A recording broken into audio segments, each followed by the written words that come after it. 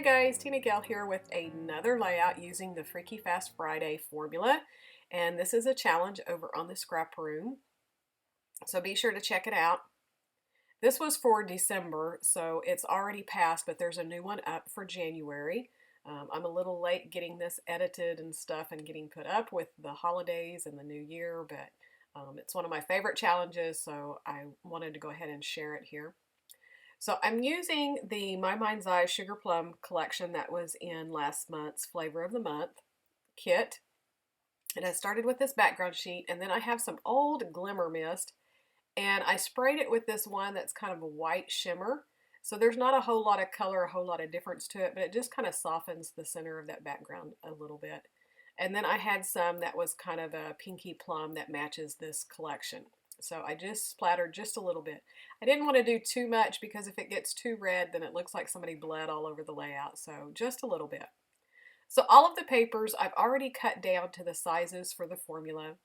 And I will let you in on a secret. At the very end, almost towards the end, I realized that I missed one of the pieces of paper. There's one, the one that's the Santa. There should have been two that was cut to that size.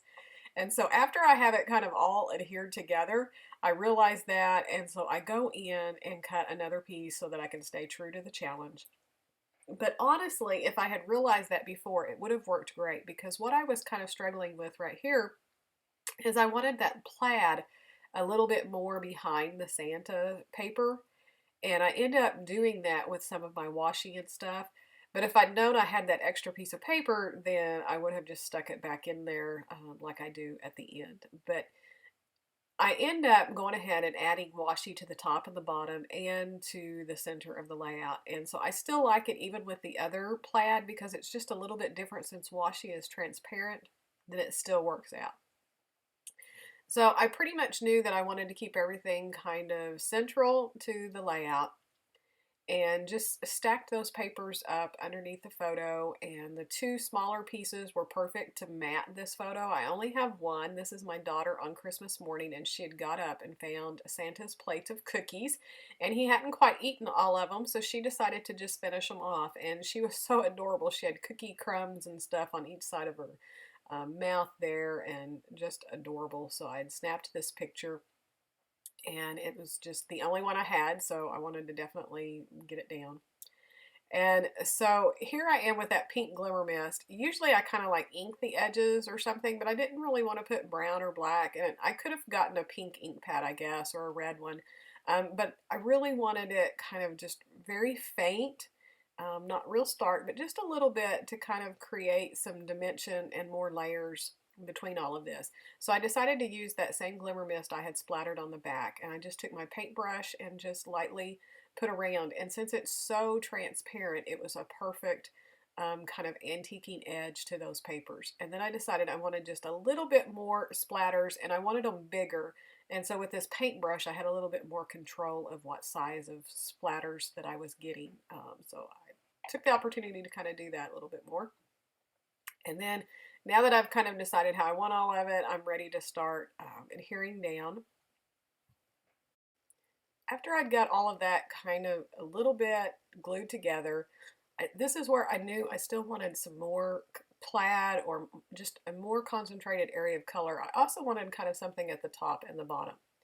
So I took the washi tape that came in the kit, and this one is the plaid one, and I just took a long strip and I ended up tearing it. And I don't know if I should have tried to do the whole strip or not. I don't know. But it worked out. I left it on there, and I tried to cut it really narrow for the top piece and then bring the rest of it down for the bottom. And I really like how that finished off that background. It really gave it some grounding. And so here is where I was kind of debating whether to put it up at the top or not, and I decided to go ahead and get my tags and all of that adhered on there to see kind of what it looked like then with the dimension. Because once you get it kind of adhered down and glued, then I don't know, it makes a little bit difference than when it's just laying there. So since I had this chipboard frame, I needed just a little bit of that foam up underneath the matting in the photo so that it didn't sag. And so I just grabbed some of my fun foam and stuck it up underneath there. And this tag I cut apart so I could have some at the top and the bottom.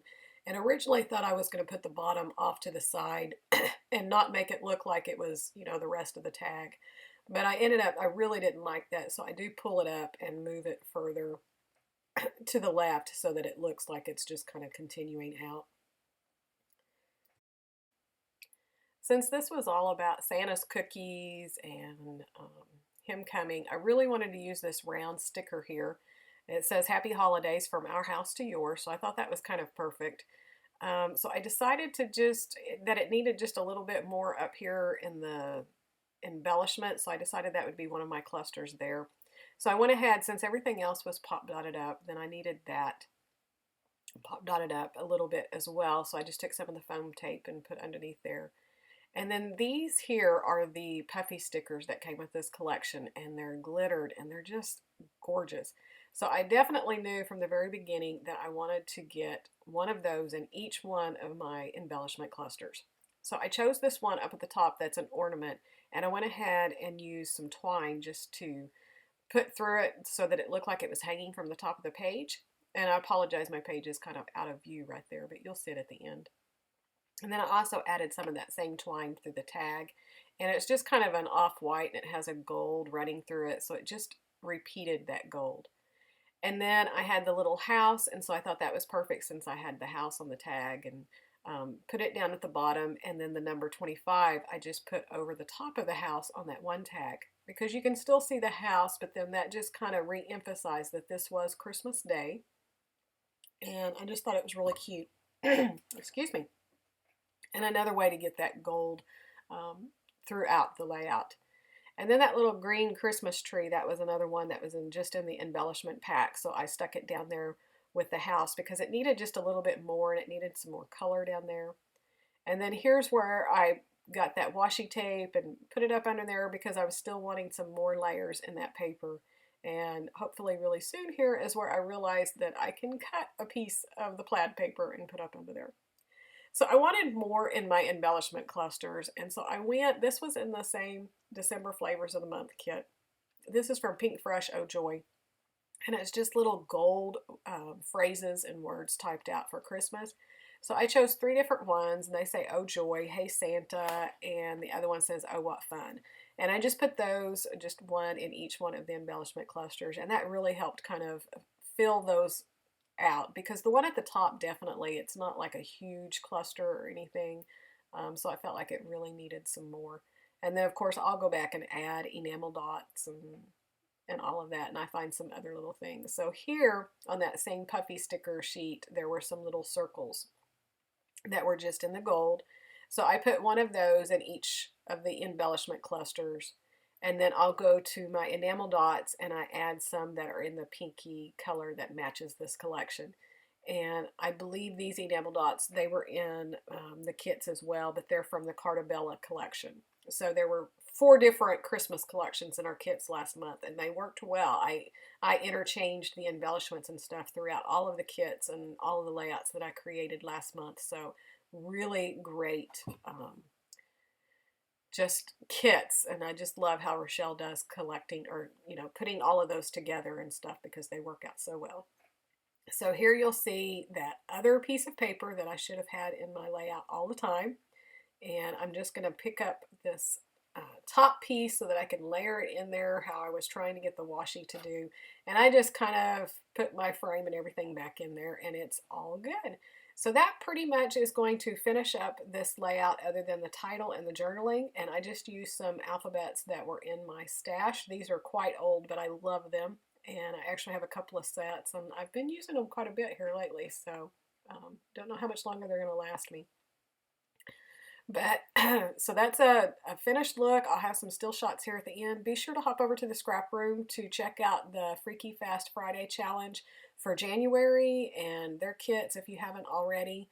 And check out my blog. There's an update on my blog for the coming year, and I'm going to try to do a face-to-face video to kind of fill you in on what's coming up for me, but it's crazy busy right now, so I'm not sure I'll get it up, but it is on my blog if you're curious and want to know now.